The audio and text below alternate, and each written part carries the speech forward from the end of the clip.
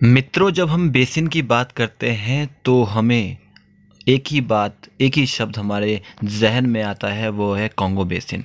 कि जो दुनिया का सबसे बड़ा बेसिन है वो कौन सा है? वो कॉन्गो बेसिन है, जो कि अफ्रीका महाद्वीप में फैला हुआ है। अब उसके अंदर कौन कौन से देश आते हैं, कौन कौन से देश में यह बेसिन फैला हुआ है, इसकी क्या इंपॉर्टेंस है, क्या इंपॉर्टेंस नहीं है, और यह क्या क्या यूनिक फीचर अपने साथ लेकर चलता है, तो इसके बारे में इस वीडियो में हम पढ़ने वाले हैं।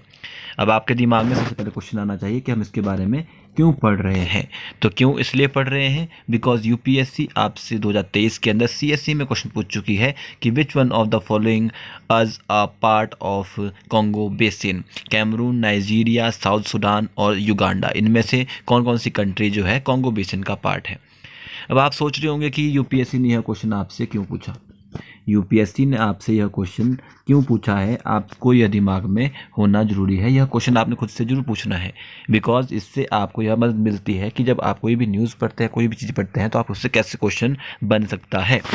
ठीक है, तो यूपीएससी आपने इससे क्वेश्चन पूछती है क्योंकि यह न्यूज़ में था। न्यूज़ क्या थी कि more research investment needed to protect Congo basin, peatlands find report. Peatland face threat from hydrocarbon exploration, hydro electric dams and climate change. ठीक है जी। अब पीटलैंड क्या होते हैं? पीटलैंड लाइक आप समझ सकते हैं कि वेटलैंड टाइप का एक एरिया होता है। इसके बारे में थोड़ा बहुत मैं बताऊंगा आपको बाद में। अब सबसे पहले हम शुरुआत करते हैं कि कॉन्गो बेसिन के बारे में ही क्वेश्चन है, क्योंकि आपके सामने देख सकते हैं, आप कॉन्गो बेसिन के ऊपर क्वेश्चन पूछा गया है। कॉन्गो बेसिन क्या है और कौन कौन सी कंट्रीज़ के बारे में आती है। तो हमारी अप्रोच हमेशा यही रहती है कि हमें पहले कॉन्गो बेसिन के बारे में पूरी जानकारी होना बहुत ज़्यादा ज़रूरी है। तो चलिए शुरू करते हैं बिना अपना समय व्यर्थ करते हुए। सबसे पहले कॉन्गो बेसिन है क्या? कॉन्गो बेसिन, जैसा कि मैं आपको बता चुका हूँ, कि दुनिया का सबसे बड़ा बेसिन आपको देखने को मिलेगा, जो कि अफ्रीका महाद्वीप के अंदर फैला हुआ है। ठीक है जी। ये लार्जेस्ट ट्रॉपिकल वेटलैंड भी है। ट्रॉपिकल आप समझ सकते हैं उष्णकटिबंधीय। ठीक है। और ट्रॉपिकल मतलब आप समझ सकते हैं, मैं आपको तरीका समझाता हूँ कि ट्रॉपिकल कैसे, कि मान लीजिए ये आपकी क्या है, ये अर्थ है। ठीक है, यहाँ पे हम इक्वेटर लाइन आपकी गुजर रही है 0 डिग्री। ठीक है, यहाँ पर 23.5 डिग्री के ऊपर ट्रॉपिक ऑफ कैंसर है।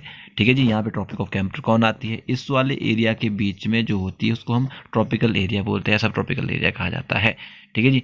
तो ये जो है, ये इक्वेटर के आसपास का एरिया है जहाँ पर ये बेसिन जो है फैला हुआ है। इसको ट्रॉपिकल वेटलैंड के नाम से भी जाना जाता है। आपको पता है कि इक्वेटर वाली जगह के ऊपर बारिश बहुत ज़्यादा होती है, तो वहाँ पर आपको घने घने वन भी देखने को, या फिर सदाबहार वन भी देखने को मिल सकते हैं। तो इस तरीके का ही यह एक कॉन्गो बेसिन है, जिसके अंदर सिग्निफिकेंट फीचर्स आपको देखने को मिलेंगे। इसकी इंपॉर्टेंस केवल आप अफ्रीका तक ही नहीं देख सकते हैं, इसकी इंपॉर्टेंस आपको ऑल ओवर वर्ल्ड में देखने को मिलेगी, क्योंकि यह बेसिन जो आपका यहाँ फैला हुआ है, इसका बहुत इंपॉर्टेंस रहता है। इसमें tropical climate and rain forest आपको देखने को मिलेंगे।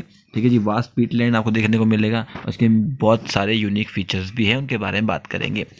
सबसे पहले, अब यह बेसिन जिस नाम के ऊपर रखा गया है उसका नाम है कॉन्गो। अब कॉन्गो बेसिन के नाम से इसको क्यों जाना जाता है? Why? Because it is situated around the Congo river. अब कॉन्गो रिवर के बारे में भी तो हमको पता होना चाहिए। कॉन्गो रिवर है क्या एक्चुअली में? आप यहाँ पे कॉन्गो रिवर का मैप दे सकते हैं कि ये यहाँ से कॉन्गो रिवर शुरुआत होती है, और यहाँ जाकर यह कौन से अटलांटिक ओशन में, साउथ अटलांटिक ओशन में जाके इसका माउथ बनता है। ठीक है जी। जाम्बिया के आसपास आपको यहाँ पे इसको जो है, इसका उद्गम स्थल आपको देखने को मिलेगा। बाकी कुछ लेक्स भी हैं, जैसे मालावी लेक है, लेक तंगनईका वगैरह है, उसके आसपास से मतलब इसका एरिया बहुत ज़्यादा पड़ता है। तो इस रिवर के नाम के ऊपर ही क्या पड़ा है? कॉन्गो बेसिन का नाम पड़ा है। अब इस रिवर के बारे में थोड़ी बहुत जानकारी हम ले लेते हैं। आपको यह रिवर जो देखने को मिलेगी, वो देखने को मिलेगी वेस्ट सेंट्रल अफ्रीका के अंदर।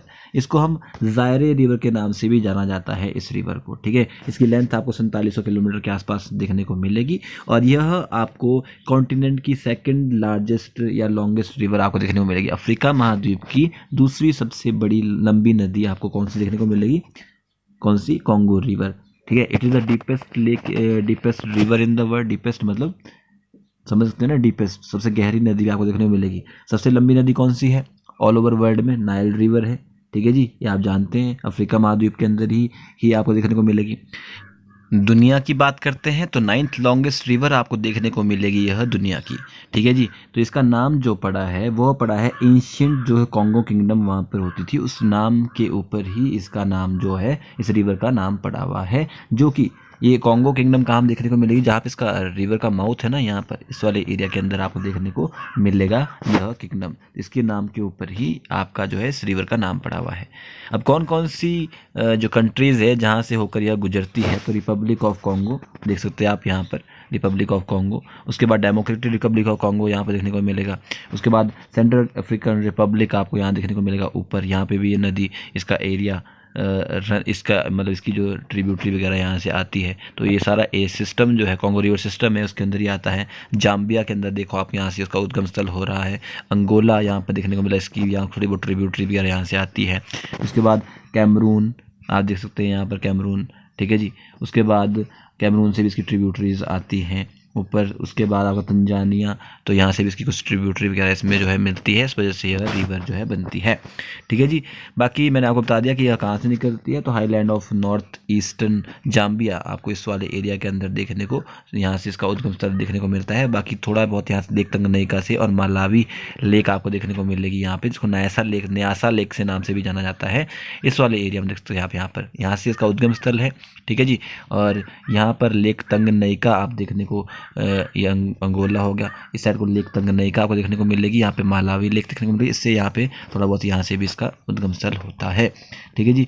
तो यह इक्वेटर जो है, इक्वेटर को 2 बार क्रॉस करती है, ठीक है जी। इक्वेटर देखो, इक्वेटर लाइन जो है यहाँ से गुजरती होती है, तो इस इक्वेटर लाइन को 2 बार जो है क्रॉस करती है। जो कौन सी रिवर है, वो कॉन्गो रिवर है।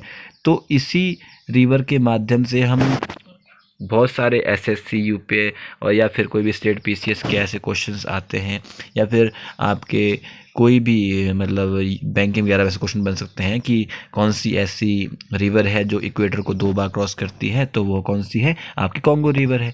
उसके बाद आपको दुनिया की सबसे डीपेस्ट लेक कौन सी डीपेस्ट रिवर कौन सी देखने को मिलेगी, यही रिवर देखने को मिलेगी। उसके बाद दुनिया की 9वीं सबसे बड़ी, अफ्रीका की दूसरी सबसे बड़ी लंबी नदी आपको देखने को मिलेगी यह, ठीक है। ऐसी कौन सी रिवर है जो ट्रॉपिक ऑफ कैंसर को 2 बार क्रॉस करती है, तो आपको पता है कि वो भारत देश में माही नदी आपको देखने को मिलेगी, है ना, ठीक है जी। तो वैसे ही इस बारे में हमने जानकारी ले ली है। यह डीपेस्ट रिवर है इन द वर्ल्ड, जिसकी गहराई आपको 230 मीटर के आसपास देखने को मिलेगी, ठीक है जी। दुनिया का सबसे largest flow, second largest flow है इसका, इस रिवर का। और बाकी थोड़ी बहुत कॉन्गो बेसिन, जैसा बताया कि इसके 3.7 मिलियन स्क्वायर किलोमीटर के आसपास जो ये एरिया है, इसके आसपास वाले एरिया के अंदर यह एरिया आपको कॉन्गो बेसिन के रूप में देखने को मिलेगा।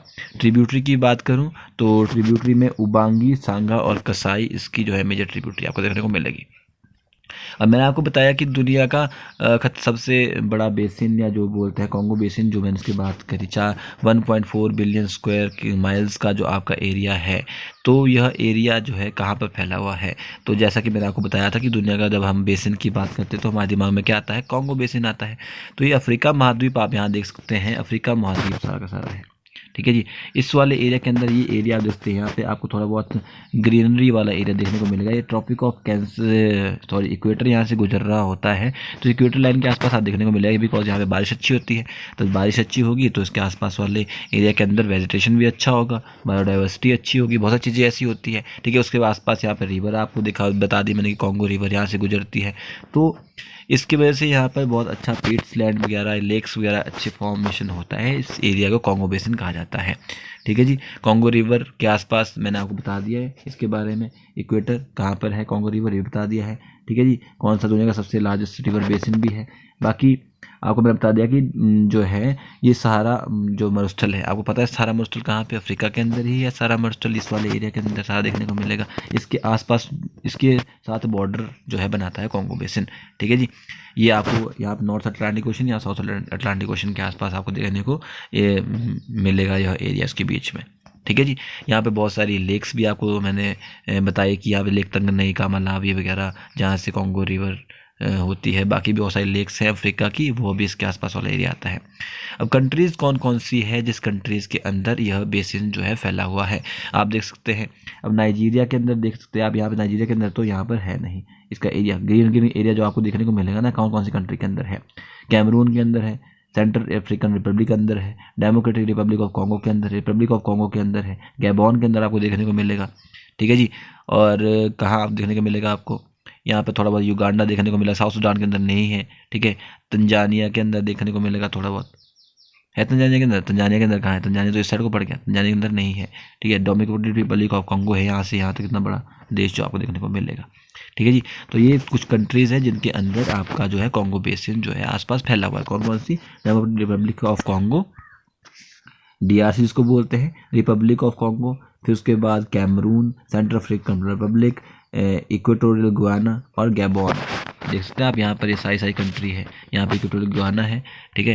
ये इक्वेटोरियल गुयाना हो गया, कैमरून हो गया, गैबोन हो गया, रिपब्लिक ऑफ कॉन्गो हो गया, सेंट्रल अफ्रीकन रिपब्लिक हो गया, DRC हो गया।